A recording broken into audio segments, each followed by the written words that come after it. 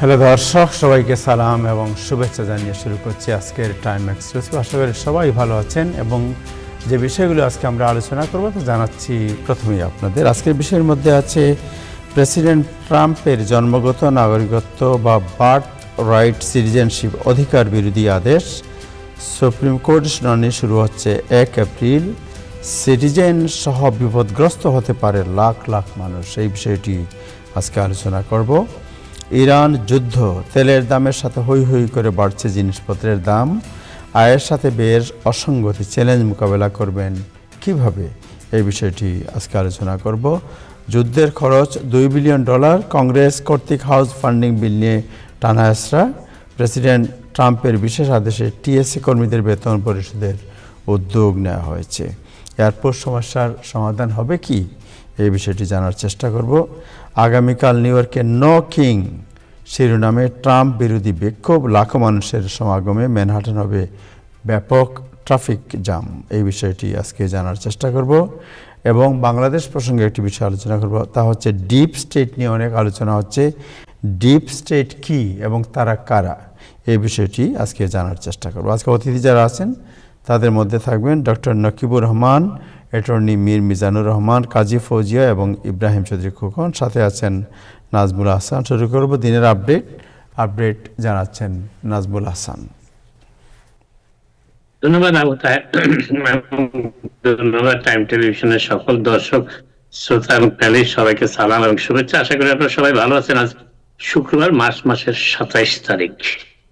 ইরানের যুদ্ধ কবে নাগাদ শেষ হবে এ নিয়ে নানান জল্পনা সর্বত্রই। তবে যুক্তরাষ্ট্রের সেক্রেটারি প্রেসিডেন্ট মার্কো রুবিও আজকে একটা ধারণা দিয়েছেন যে ইরানের যুদ্ধে যাওয়ার ব্যাপারে যুক্তরাষ্ট্রের যে উদ্দেশ্য ছিল তার অনেকটাই অর্জিত হয়েছে রুবিওর ভাষায়, এবং যা এবং এবং যা যতটুকু কাজ বাকি রয়েছে সেক্রেটারি প্রেসিডেন্ট রুবিওর ভাষায়, সেটি সম্পন্ন করার জন্য গ্রাউন্ড ফোর্স অর্থাৎ মাঠে সৈন্য নামানোর কোনো প্রয়োজন নেই, এটি বলেছেন মার্কো রুবিও, সেক্রেটারি স্টেট।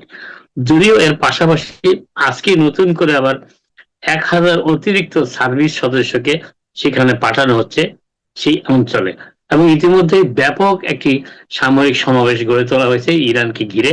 তা সত্ত্বেও মার্কো রুবিও বলেছেন যে ইরানে যুক্তরাষ্ট্র যাওয়ার পিছনে যে উদ্দেশ্য ছিল অভিযানের পিছনে, তার অনেকটাই সম্পূর্ণ হয়েছে। এবং তার মধ্যে তিনি যেটা বলার চেষ্টা করেছেন সেটা বলেছেন যে আমরা তাদের নৌবাহিনীকে ধ্বংস করব, আমরা তাদের অল দেয়ার এয়ার ফোর্স, তাদের সকল বিমান বাহিনীকে ধ্বংস করবো, and we are going to significantly destroy, উল্লেখযোগ্যভাবে তাদের মিসাইল লঞ্চিং অর্থাৎ ক্ষেপণাস্ত্র নিক্ষেপের যে ক্ষমতাটি রয়েছে ইরানের, সেটি ধ্বংস করার কাজে আমরা করছি। এবং এর ফলে যে সময় আমরা নির্ধারণ করেছিলাম এই কাজগুলো সমাধান করার জন্য, সেগুলোর অনেকটাই সময়ের আগেই শেষ হয়েছে সেটি বলেছেন।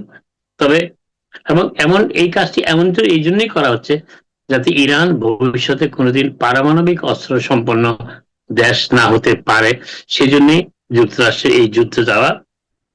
এবং তিনি বলেছেন যে আমরা আমাদের সময়সীমার আগেই রয়েছি এই যুদ্ধ শেষ করার ব্যাপারে।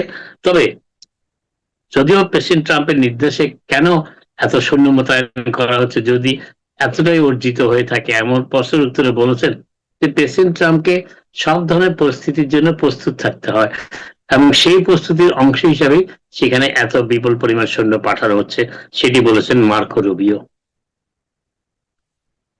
42 দিন ধরে অব্যাহত রয়েছে শাটডাউন হোমল্যান্ড সিকিউরিটি ডিপার্টমেন্টকে কেন্দ্র করে। হোমল্যান্ড সিকিউরিটি ডিপার্টমেন্টে বাজেট বরাদ্দ না হওয়ায়, যদিও হোমল্যান্ড সিকিউরিটির জন্য বিগ বিউটিফুল বাজেটে অতিরিক্ত অনেক অর্থ রেখে দেওয়া ছিল, সেই জন্য হোমল্যান্ড সিকিউরিটি শুধুমাত্র আইস, টিএসএ ছাড়া এবং বর্ডার সিকিউরিটি ছাড়া বাকি সবগুলো, এবং কোস্ট গার্ড, এটা ছাড়া বাকি সবাই অপারেট করতেছে। আইস নিজস্ব বাজেটে চলছে, আইসের কোনো সমস্যা হচ্ছে না আইসের সদস্যদের বেতন পাওয়ার ব্যাপারে। শুধুমাত্র কোস্ট গার্ড এবং টিএসএ এবং বর্ডার সিকিউরিটি ফোর্সের কিছু অংশ এই অর্থে তাদের বেতন পাওয়া থেকে বঞ্চিত হচ্ছে। এই প্রস্তাবটি পাশ হয়েছিল শুধুমাত্র আইসের ফান্ডিং বন্ধ করে, বাকি বিশ করা হয়েছিল টিএসসি কে বেতন দেওয়ার জন্য সিনেটে, কিন্তু উভয় দলের সদস্যদের সমর্থনে, কিন্তু হাউস সেটি নাকচ করে দিয়েছে। অতএব এই বিলটি আর কার্যকর হচ্ছে না। এই সিনেট যখন এই সিদ্ধান্তটি নেয় তার আগে প্রেসিডেন্ট ট্রাম্প নির্দেশ দিয়েছিলেন হোমল্যান্ড সিকিউরিটিকে যে আইসের তহবিল থেকে টিএস এর বেতন, অর্থাৎ ট্রান্সপোর্টেশন সিকিউরিটি অ্যাডমিনিস্ট্রেশনে যারা কাজ করেন, বিমানবন্দরের নিরাপত্তা চেকিং এর কাজে যারা ব্যস্ত থাকেন, তাদের বেতনগুলো আপাতত হোমল্যান্ড সিকিউরিটি ডিপার্টমেন্টের বাজেট থেকে দেওয়া হোক, এমন একটি সিদ্ধান্ত জানানোর আগেই এই ব্যবস্থাটি নিয়েছিল। কিন্তু হাউস রিপাবলিকানরা তাতে সম্মত নন এবং শেষ পর্যন্ত এটি বিলে পরিণত হচ্ছে না, প্রেসিডেন্টের স্বাক্ষর করার সুযোগ থাকছে না, অতএব শাটডাউন অব্যাহত রয়েছে। তবে টিএসএ কর্মচারীরা কবে নাগাদ হোমল্যান্ড সিকিউরিটির department of ICE immigration custom এনফোর্সমেন্টের বাজেট থেকে বেতন পেতে পারেন, সে বিষয়টি এখনো পুরোপুরি নিশ্চিত করা হয়নি কবে নাগাদ তারা বেতন শুরু করবে। যদি দ্রুত শুরু করেন তাহলে বিমানবন্দরগুলোতে স্বাভাবিক অবস্থায় ফিরে আসতে কয়েকদিন থেকে কয়েক সপ্তাহ পর্যন্ত লেগে যেতে পারে, টিএসএ কর্মকর্তারা এমনটাই জানিয়েছেন বিভিন্ন সংবাদ মাধ্যমকে। আরেকটি বিষয় যেটি বলার চেষ্টা করছি সেটি হচ্ছে যে আইস ভুলবশত নিম্নস্থ কর্মচারীদের নির্দেশ দিয়েছিল আদালত প্রাঙ্গণে অভিবাসীদের গ্রেপ্তার করার জন্য। আজকে আইসের একজন শীর্ষস্থানীয় কর্মকর্তা ফেডারেল জাজকে চিঠি লিখে তাদের এই ভুল স্বীকার করেছেন এবং তাদের এই ভুলবশত বিপুল পরিমাণ মানুষকে ইমিগ্রেশন আদালতের প্রাঙ্গণ থেকে কিংবা অন্য আদালতের প্রাঙ্গণ থেকে গ্রেপ্তার করেছে আইস কর্তৃপক্ষ, যেটি তাদের আইন তাদের দায়িত্বের মধ্যে পড়ে না। শুধুমাত্র একজন আইস কর্মকর্তার ভুলে এই কাজটি হয়েছে বলে সেই আইস কর্মকর্তারই বিচারকের কাছে স্বীকার করেছেন। আরেকটি জিনিস বলা হচ্ছে যে ডেমোক্রেটিক সিনেটর জন ফিটারম্যান খুব ক্ষুব্ধ হয়েছেন তার নিজের দল ডেমোক্রেটদের প্রতি এবং এবং ডেমোক্রেটিক পার্টি ইমিগ্রেশন সংক্রান্ত বিষয়ে যে অবস্থা নিয়েছে তার তীব্র সমালোচনা করেছেন।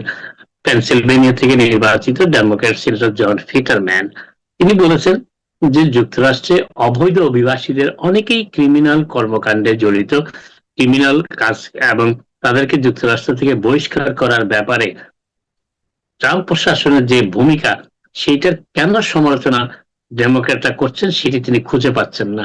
এবং তিনি এও বলেছেন যে দিন কয়েক আগে নিউ ইয়র্ক সিটিতে সাবওয়েতে একজন 82 বছর বয়স্ক সাবেক এয়ারফোর্স পাইলটকে যেভাবে ধাক্কা দিয়ে ট্র্যাকে ফেলে হত্যা করা হয়েছে বলে তার ভাষায় এটি একজন অবৈধ অভিবাসী এর জন্য দায়ী, এমনটি মন্তব্য এমন তথ্য প্রকাশিত হওয়ার পর জন ফেটারম্যান তার ক্ষোভ প্রকাশ করেছেন যে ডেমোক্রেটিক পার্টিকে কেন যুক্তরাষ্ট্রে অবৈধ অভিবাসী যারা ক্রিমিনাল কর্মকাণ্ডে জড়িত তাদের পক্ষ অবলম্বন করতে হবে এটি তিনি ভেবে পাচ্ছেন না।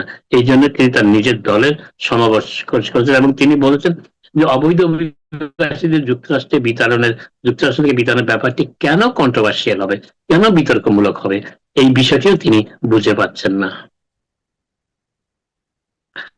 আরেকটা জিনিস যেটি বলার চেষ্টা করছি, নিউ জার্সির গভর্নর শেরিল যে বিলটি স্বাক্ষর করেছেন দিন কয়েক আগে, সেই বিলের আওতায় যদি কোনো আইস কর্মকর্তা ফেডারেল এজেন্ট তাদের দায়িত্ব পালনের সময় মাস্ক ব্যবহার করেন তাহলে তিনি কিন্তু গ্রেপ্তার হতে পারেন, সেই বিলে এমনটি রয়েছে।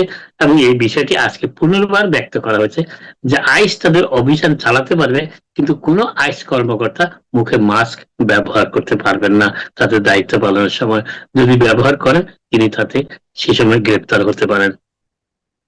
আরেকটি বিষয় যেটি এবং নিউ জার্সি আমি গতকালই আপনাদের জানিয়েছিলাম, নিউ জার্সি যুক্তরাষ্ট্রের প্রথম স্টেট যে আনুষ্ঠানিকভাবে সম্পূর্ণ স্টেটকে স্যাংচুয়ারি স্টেট হিসাবে ঘোষণা করেছে। সোশ্যাল মিডিয়ার প্রোফাইল আরো ব্যাপকভাবে যাচাই বাছাই করা হবে যারা যুক্তরাষ্ট্রে টুরিস্ট ভিসা ছাড়া অন্যান্য আরো কয়েকটি ভিসায় যুক্তরাষ্ট্রে আসতে চান, তাদের সোশ্যাল মিডিয়া প্রোফাইল ব্যাপকভাবে এবং এবং আরো খুঁটিনাটি ভাবে যাচাই বাছাই করার নির্দেশ দেওয়া হয়েছে স্টেট ডিপার্টমেন্টের পক্ষ থেকে এবং এবং আগামী মার্চের 30 তারিখ থেকে এটি কার্যকর করা হবে। সোশ্যাল মিডিয়া প্রোফাইলকে বিস্তারিতভাবে বিশ্লেষণ করা হবে এবং যারা এই ভিসায় আসবেন নিম্ন বর্ণিত ভিসাগুলোতে A3 visa, C3 domestic worker হিসেবে আসেন, C3 তে G5 H4 এবং H3 এবং K ভিসার ডিপেন্ডেন্টরা QRST এবং ইউ ভিসাতে যারা যুক্তরাষ্ট্রে আসতে চান তাদেরও অনলাইন প্রোফাইল পুঙ্খানুপুঙ্খভাবে যাচাই বাছাই করে ভিসা প্রদান করা হবে, এমনটি নির্দেশ দেওয়া হয়েছে স্টেট ডিপার্টমেন্টের পক্ষ থেকে। নিউ ইয়র্কের একজন ফেডারেল জাজ আজকে ডিপার্টমেন্ট অফ জাস্টিস, ট্রাম্প প্রশাসনের ডিপার্টমেন্ট অফ জাস্টিসকে নির্দেশ দিয়েছেন যে ভুয়া তথ্য দিয়ে মিথ্যা অভিযোগে যে সমস্ত অভিবাসীকে গ্রেপ্তার করেছে আইস কর্তৃপক্ষ, সেগুলোর উদাহরণ এবং সেগুলোর প্রমাণ যেন সংরক্ষণ করা হয় ভবিষ্যতের প্রয়োজনে। সেই ফেডারেল বিচারক আজকে ডিপার্টমেন্ট অফ জাস্টিসকে সেই নির্দেশই দিয়েছেন। জাস্টিস ডিপার্টমেন্ট এবং হোমল্যান্ড সিকিউরিটির মধ্যে একটি চুক্তি স্বাক্ষরিত হতে যাচ্ছে, যার মাধ্যমে যুক্তরাষ্ট্রের সবকটি স্টেটের ভোটার তালিকা হোমল্যান্ড সিকিউরিটি ডিপার্টমেন্টের আওতায় চলে আসবে। তারা সেই ভোটার তালিকা যাচাই বাছাই করে যুক্তরাষ্ট্রে যারা অবৈধভাবে অবস্থান করছেন কিংবা নাগরিক হওয়ার পরও যুক্তরাষ্ট্রে বিভিন্ন ধরনের ক্রিমিনাল কর্মকাণ্ডে যারা সম্পৃক্ত জড়িত রয়েছেন তাদের খুঁজে বের করার জন্য আরো একটি তথ্য ভান্ডার পেয়ে যাচ্ছে ডিপার্টমেন্ট অফ হোমল্যান্ড সিকিউরিটি। এটি তারা পাবে ডিপার্টমেন্ট অফ জাস্টিসের কাছ থেকে। এবং হোমল্যান্ড সিকিউরিটি এবং ডিপার্টমেন্ট অফ জাস্টিসের ভিতরে এই ব্যাপারে একটি চূড়ান্ত চুক্তি অপেক্ষায় রয়েছে, স্বাক্ষরের অপেক্ষায় রয়েছে। এবং এই মাধ্যমে ভোটার রেজিস্ট্রেশন সমিতির তথ্যটি ব্যবহার করা হয়, সেই তথ্যটি ডিপার্টমেন্ট অফ জাস্টিস এবং ডিপার্টমেন্ট অফ হোমল্যান্ড সিকিউরিটি ভাগাভাগি করে নেবে। আর যে বিষয় যেটি বলার চেষ্টা করছি সেটি হচ্ছে যে এই প্রথম যুক্তরাষ্ট্রের 165 বছরের ইতিহাসে একজন প্রেসিডেন্টের স্বাক্ষর যুক্তরাষ্ট্রের ডলারে থাকছে। আগামী যুক্তরাষ্ট্রের 250তম স্বাধীনতা বার্ষিকী উদযাপন উপলক্ষে আগামী জুন মাসে নতুন যে $100 বিল ছাপা হবে, সেই বিলে প্রেসিডেন্ট ট্রাম্পের স্বাক্ষর থাকবেন। এতদিন ট্রেজারি সেক্রেটারি স্বাক্ষর থাকতো, তার পরিবর্তে এখন থেকে নোটে প্রেসিডেন্টের স্বাক্ষর থাকবে। এবং এটি হবে যুক্তরাষ্ট্রের 165 বছরের ইতিহাসে, নোট ছাপানোর ইতিহাসে একজন প্রেসিডেন্টের প্রথম স্বাক্ষর। $100 নোট দিয়ে সেটি শুরু হবে জুন মাস থেকে। আরেকটি বিষয় যেটি, এবং এর পাশাপাশি প্রেসিডেন্ট ট্রাম্প আরো কিছু উদ্যোগ গ্রহণ করেছেন বলে একাধিক সংবাদ মাধ্যম জানিয়েছে। তিনি বেশ কিছু ফেডারেল ভবন, বেশ কিছু কর্মসূচি, বেশ কিছু জাহাজ এবং ডলার তো বললামই যে তার নাম সেখানে খচিত করার উদ্যোগ গ্রহণ করা হয়েছে। নিউ ইয়র্ক সিটির প্রপার্টি ট্যাক্স 9.5% বৃদ্ধির প্রস্তাব দিয়েছেন জোহরান মামদানি।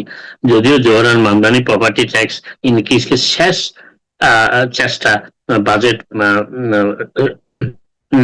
মিলানোর ক্ষেত্রে উল্লেখ করেছেন, তাতেও তিনি বলেছেন যে সিটির বাজেটের যে গ্যাপ, যে পার্থক্য রয়েছে বাজেট মিলানোর ক্ষেত্রে, সেটি 9.5% প্রপার্টি ট্যাক্স বৃদ্ধির মাধ্যমে সর্বশেষ চেষ্টা হিসেবে করা হবে, যদি গভর্নর অব্যাহতভাবে ধনী নিউ ইয়র্কবাসীদের উপরে ট্যাক্স আরোপে অসম্মতি প্রকাশ করতে থাকেন, তাহলে শেষ চেষ্টা হিসাবে এই 9.5% প্রপার্টি ট্যাক্স বাড়ানোর সিদ্ধান্ত নিতে বাধ্য হবে নিউ ইয়র্ক সিটি প্রশাসন, এমনটি তিনি বলেছেন। এবং তিনি বলেছেন এর ফলে নিয়ে এই তথ্যটি প্রকাশিত হওয়ার পরে বাড়ির মালিকদের ভিতরে তীব্র ক্ষোভ সঞ্চারিত হয়েছে এবং তারা ক্ষোভ প্রকাশ করতে শুরু করেছেন। এবং যেখানে যুক্তরাষ্ট্রের সর্বত্রই প্রপার্টি ট্যাক্স কমিয়ে আনার একটি উদ্যোগ গ্রহণ করা হচ্ছে বিভিন্ন স্টেটের পক্ষ থেকে, কিন্তু সেখানে নিউ ইয়র্ক সিটিতে 9.5% প্রপার্টি ট্যাক্স বৃদ্ধির প্রস্তাব করতে যাচ্ছেন শেষ চেষ্টা হিসেবে বাজেট মেলানোর জন্য, যদি গভর্নর রাজি না হন ধনীদের উপর ট্যাক্স আরোপ করতে। মেয়র মামদানি এমনটাই জানিয়েছেন। মেয়র মামদানি তার নির্বাচনী প্রচারণার সময় অ্যাপার্টমেন্টের ভাড়া ফ্রিজ করার যে প্রস্তাব দিয়েছিলেন, যে সিদ্ধান্ত ঘোষণা করেছিলেন, সেটি কার্যকর করার ব্যাপারে নতুন আরেকটি উৎসাহ তিনি পেতে যাচ্ছেন। সেই উৎসাহটি হচ্ছে সদ্য প্রকাশিত একটি রিপোর্টে দেখা যাচ্ছে যে 1 মিলিয়ন রেগুলেটেড অ্যাপার্টমেন্ট যেগুলোতে তিনি ভাড়া ফ্রিজ করার সিদ্ধান্ত নিতে যাচ্ছেন বলে জানা গেছে। সেই কাজটি আরো ত্বরান্বিত হচ্ছে এই কারণে যে দিন কয়েক আগে একটি রিপোর্ট প্রকাশিত হয়েছে যেখানে দেখা যাচ্ছে নিউ ইয়র্ক সিটির বাড়ির মালিকরা গত বছর গড়ে 6.2% হারে 2024 সালে তারা মুনাফা করেছেন। অতএব 6.2% হিসাবে তারা যদি মুনাফা করেই থাকেন, তাহলে মেয়র মামদানি মনে করেন এবং তার উপদেষ্টারা মনে করেন যে ল্যান্ড ফ্রিজ করলে ল্যান্ডলর্ডদের, বাড়ির মালিকদের তেমন ক্ষতি হবে না। এই অজুহাতেই তারা হয়তোবা ল্যান্ড ফ্রিজের সিদ্ধান্তটি আগামী দিন কয়েকের মধ্যে ঘোষণা করতে পারে। তবে বাড়ির মালিকদের সবথেকে বেশি লাভবান হয়েছেন স্টেটেন আইল্যান্ডের বাড়ির মালিকরা, এবং ম্যানহাটন সাউথ 96 স্ট্রিটের দক্ষিণে যে সমস্ত বাড়ির মালিকরা রয়েছেন তারা বেশিরভাগ তুলনামূলকভাবে লাভবান হয়েছেন বাড়ির ব্যবসাতে। এবং যদিও এর আগের বছর তারা 12.1% মুনাফা করছিলেন, কিন্তু 2023 সালে 2024 সালে সেই মুনাফা 6.2% নেমে আসে। কিন্তু অনেকেই মনে করছেন যে মেয়র মামদানি সেই অজুহাতই ব্যবহার করবেন যে তার রেন্ট ফ্রিজ করার ব্যাপারে। আরেকটি বিষয় যেটি কথা বলার চেষ্টা করছি সেটি হচ্ছে যে আপনারা জানেন যে আইস কর্তৃপক্ষ নিয়োগ দেওয়া হয়েছে এয়ারপোর্টে, বিমানবন্দরে, এবং সেই বিমানবন্দরে আইস কর্তৃপক্ষ যাওয়ার কারণে বাংলাদেশি কমিটিদের যাত্রীদের মধ্যে দেশে যাওয়ার ক্ষেত্রে ব্যাপক প্রতিক্রিয়া সৃষ্টি হয়েছে। বেশ কয়েকজন ট্রাভেল এজেন্ট জানিয়েছেন যে অনেকেই আইস কর্তৃপক্ষ বিমানবন্দরে থাকার কারণে তাদের দেশে যাওয়ার পরিকল্পনা বাতিল করছেন, এমনকি নিশ্চিত টিকিট পাওয়ার পর এবং জরিমানা দিয়েই তারা সেটি বাতিল করতে যাচ্ছেন। যদিও আইস কর্তৃপক্ষ গত দিন কয়েক আগে এই টাইম টেলিভিশনের রিপোর্ট প্রকাশ করা হয়েছিল যে বিমানবন্দরে যারা আইস কর্মকর্তা যারা দায়িত্ব পালন করছেন তারা শুধুমাত্র চেকিং বা আপনার বিমানে আরোহণের যে চেকিং ব্যাপারে সহযোগিতা করছেন, তারা কারণ ইমিগ্রেশন স্ট্যাটাস কিংবা ইমিগ্রেশন সংক্রান্ত কোনো বিষয়ে তারা প্রশ্ন করছেন না। কিন্তু তা সত্ত্বেও বাংলাদেশিদের মধ্যে একটি ভীতির সঞ্চার হয়েছে বিমানবন্দরে আইস থাকায়, এবং অনেকেই দেশে যাওয়ার পরিকল্পনা বাতিল করছেন জরিমানা দিয়ে। যদিও বিমানবন্দরে আইস থাকাটা তাদের যাতায়াতের ক্ষেত্রে কোনো বাধা নয়, তা সত্ত্বেও তারা এই ভয়ের কারণে তারা যাত্রা বাতিল করছেন। আপাতত এখানে শেষ করি, আবার আপনার সাথে কথা হবে। আপনারা সবাই ভালো থাকুন। Thank you Nazmul Hasan. নাজমুল হাসান, একটা প্রশ্ন করি আপনাকে, যে আপনি যে বাড়া ফ্রিজ বলছেন, রাইট, অনেক আমাদের ভিউয়ার যারা আছেন তারা জানতে চাচ্ছেন যে বাড়া fridge, excuse me, rent freezing and rent control, এই দুটোর মধ্যে পার্থক্য কি? এটা হচ্ছে সিটির যে মিলিয়ন অ্যাপার্টমেন্ট রয়েছে, যেটা বলা হচ্ছে যে সিটির অ্যাপার্টমেন্ট যেগুলো, সেগুলোতে 1 মিলিয়নের মতো অ্যাপার্টমেন্ট রয়েছে, আর সেগুলোতে রেন্ট ফ্রিজ করার কথা বলা হচ্ছে। এবং এটি হচ্ছে রেন্ট কন্ট্রোল, এই দুটোর মধ্যে রেন্ট কন্ট্রোল হচ্ছে নিয়ন্ত্রিত রেন্ট, আর রেন্ট ফ্রিজ হচ্ছে রেন্ট ফ্রিজ মানে আপনি ভাড়া বাড়াতে পারবেন না। আর রেন্ট কন্ট্রোল হচ্ছে যে আপনি যে পার্সেন্টেজ বছরে বছরে যে কত পার্সেন্টে কন্ট্রোল করবেন, কত পার্সেন্টে বাড়াবেন, নিয়ন্ত্রণ করবেন। হ্যাঁ, সো আপনি কি মনে করেন যে মামদানি যে প্রতিশ্রুতি দিয়েছিলেন এটা তিনি পালন করতে পারবেন? এখন যদি এই অজুহাতটা ব্যবহার করেন, যে জন্য আমি নিউজটা বললাম যে গত 2024 সালে 6.2% প্রফিট করেছেন ল্যান্ডলর্ডরা গড় পড়তায়, তারা যদি 2 বছর 1 বছরের জন্য রেন্ট ফ্রিজও করে দেন, মূল্য বৃদ্ধি না করতে দেন, তাহলে তাদের তেমন ক্ষতি হবে না ল্যান্ডলর্ডের, এমন একটি ধারণা মেয়র মামদানি এবং তার উপদেষ্টাদের, এবং সেই জন্য হয়তো তারা রেন্ট ফ্রিজের দিকে অগ্রসর হবেন।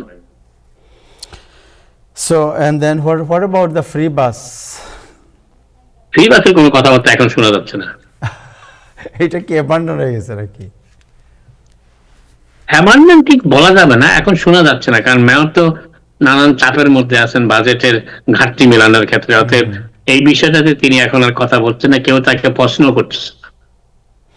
থ্যাংক ইউ সো মাচ, আপনাকে অনেক ধন্যবাদ। দর্শক, আমাদের সাথে যুক্ত হয়েছেন professor doctor Nakibur Rahman. Doctor Nakibur Rahman, আপনাকে শুভেচ্ছা। এবং আমাদের প্রিয় উনি তো প্রফেসরস অফ প্রফেসর জনাব মিজানুর রহমান, ESQ, অ্যাটর্নি এট ল, আপনাদের দুজনকে শুভেচ্ছা জানাচ্ছি। জি, অনেক ধন্যবাদ। Thank you. মিজান ভাই, কোনো কমেন্ট, এনিথিং? কিভাবে আপনার ভ্যালেন্টাইন ডে গেল এটা আমরা জানতে পারলাম না, ভুলে গেছি আসলে জিজ্ঞেস করতে আপনাকে। না, সেটা তো পরে হবে, কিন্তু যে প্রফেসর এটা তো মানে কি বলবো, আমি তো তা নাই, কিন্তু যারা প্রফেসর তাদেরকে তো অপমান করা হলো। হ্যাঁ, যে না, এটা আদৌ এক একজনের এক এক লাইন আছে, এটা আপনার আপনি আপনার লাইন ইজ আদর করে ডিফারেন্ট। আমাকে বলেছেন, সেটা আহ, ব- ব- ব- মানে অবশ্যই বুঝতেই পারতেছি, কিন্তু এরকমের সম্মানিত লোকদের সামনে আমার মতো একটা বটতলার উকিল, হ্যাঁ, তাদেরকে আপনি এভাবে প্রফেসর প্রফেসর বলবেন, এটা ঠিক না। আমার সাথে ওনার ব্যক্তিগত পরিচয় নাই, কিন্তু আপনি আমার সালাম গ্রহণ করুন। ধন্যবাদ। Thank you. আচ্ছা, আমি প্রথমে প্রফেসর নকিবুর রহমানের কাছে যাই, এরপরে আপনার কাছে আসবো। দর্শক, আপনারা জনাব মিজানুর রহমানের কথা শুনবেন আজকে, because 1 April birth right citizenship, যেটা এই বার্থ রাইট সিটিজেনশিপের উপর সুপ্রিম কোর্টে হিয়ারিং হবে। আপনারা জানেন প্রেসিডেন্ট ট্রাম্প তিনি বলেছেন বার্থ রাইট সিটিজেনশিপ যেটা, এটা তিনি বাতিল করতে চান। এই বিষয়ে তিনি অধ্যাদেশ ইতিমধ্যে জারি করেছেন, এবং এই অধ্যাদেশের বিরুদ্ধে যে হিয়ারিং, এই হিয়ারিংয়ের শুনানি শুরু হবে আগামী 1 এপ্রিলের 1 তারিখ। এবং আজকে বিভিন্ন কাগজে রিপোর্ট বেরিয়েছে যে এইটা যদি এক্সিকিউট হয়, তাহলে বার্থরাইট সিটিজেনশিপ বাতিল ছাড়াও লাখ লাখ সিটিজেন যারা আছেন এদেশের তারাও বিপদে পড়তে পারেন। এই বিষয়টি নিয়ে আজকে ডিটেলস আলোচনা করব। যাই হোক, শুরু করি আজকে একটু জিনিসপত্রের দাম এবং যুদ্ধ এই নিয়ে। আমাদের সাথে আছেন প্রফেসর নকিবুর রহমান। প্রফেসর নকিবুর রহমান, একটা বিষয় জানতে চাই যে ইরান যুদ্ধ এবং এই যুদ্ধের সাথে সাথে আপনি জানেন তেলের দাম সারা বিশ্বে বেড়েছে, তেলের দামের সাথে আপনার জিনিসপত্রের দাম বেড়েছে, এবং মানুষের যে আয় এবং ব্যয়ের যে অসঙ্গতি, এই অসঙ্গতি প্রকট আকার ধারণ করেছে। সো এই ওয়ার কতদিন প্রলং করবে আমরা জানি না, বাট যারা এই যে একটা হিমশিম খাচ্ছে তার জীবন ধারণের জন্য, তাদের এই বিষয়ে আপনি একজন ইকোনমিক্স হিসেবে আপনার হোয়াট ইজ ইউর সাজেশন? জি, অনেক ধন্যবাদ তাহের ভাই এবং মিজান ভাই। আপনার সাথে আমার মনে হয় একবার দুইবার দেখা হয়েছে, টিবিএন এর একটা ইফতার প্রোগ্রামে মনে হয় আপনার সাথে দেখা হয়েছিল। আপনি খুবই গুণী মানুষ, এবং কমিউনিটিতে আপনি খুবই শ্রদ্ধাভাজন ব্যক্তি। সো সেই সম্মানটাই সম্ভবত তাহের ভাই আহ, করতে চেয়েছে আপনাকে। সো এখানে মানে নো নো অফেন্স টেকেন, আমিও ওরকম, আমি ছোট একটা বিশ্ববিদ্যালয়ের অধ্যাপক। সো এটা আমি খুব বিনয়ের সাথেই যে, আপনার থেকে কমিউনিটি অনেক বেশি উপকৃত হয়। আপনার বিভিন্ন আলোচনা আমিও শুনি, আমি ব্যক্তিগতভাবে উপকৃত হই। এবং আজকে দর্শকরা সম্ভবত এই বার্থরাইট সিটিজেনশিপের বিষয়টা নিয়েও আপনার আলোচনা থেকে উপকৃত হবে। তো প্রথমে যে কথাটা দিয়ে আপনি শুরু করেছেন, আহ, সেটা হলো যে কোনো যুদ্ধে মধ্যপ্রাচ্যে এমনি অস্থিতিশীলতা, যুদ্ধ তো আরো পরের কথা, অস্থিতিশীলতা শুরু হলে পরেও এটার একটা ট্রিমেন্ডাস ইম্প্যাক্ট পড়ে সারা বিশ্বে। মধ্যপ্রাচ্যে যে কোনো রকম অস্থিরতা শুরু হলেই সর্বপ্রথম যে ইম্প্যাক্টটা হয় সেটা হলো যে ক্রুড অয়েলের দাম বেড়ে যায়।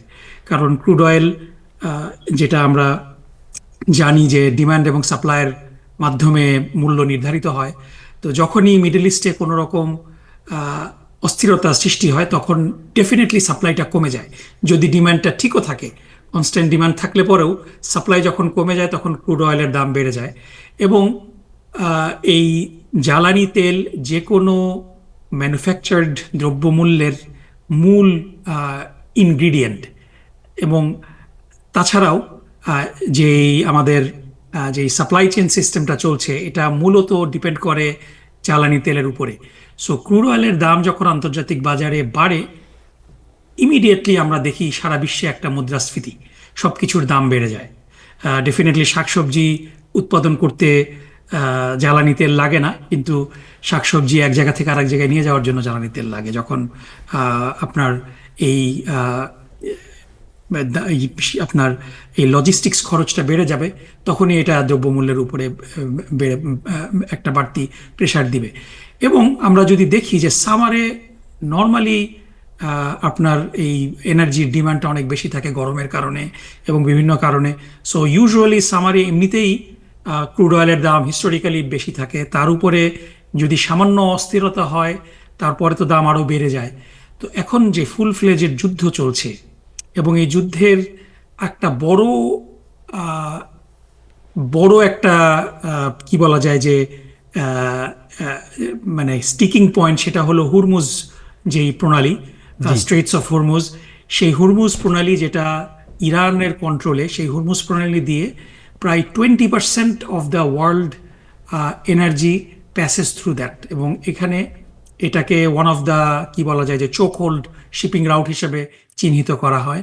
সো এই হুরমুজ প্রণালীতে যখন আপনার অস্থিরতা হচ্ছে এবং ইরান শুধুমাত্র আপনারা জানেন যে 5টি দেশের জাহাজ ছাড়া অন্য কোনো দেশের জাহাজ এখান থেকে যেতে দেবে না বলে ডিক্লেয়ার করেছে, সুতরাং জ্বালানি তেলের দাম অটোমেটিক্যালি বেড়ে যাচ্ছে। এর বাইরে বিভিন্ন বড় বড় তেল ক্ষেত্রেও যুক্তরাষ্ট্রও হামলা করেছে, ইরানও হামলা করেছে, যার ফলে আপনার সাপ্লাই সাইডে একটা বিরাট বড় এফেক্ট তৈরি হয়েছে।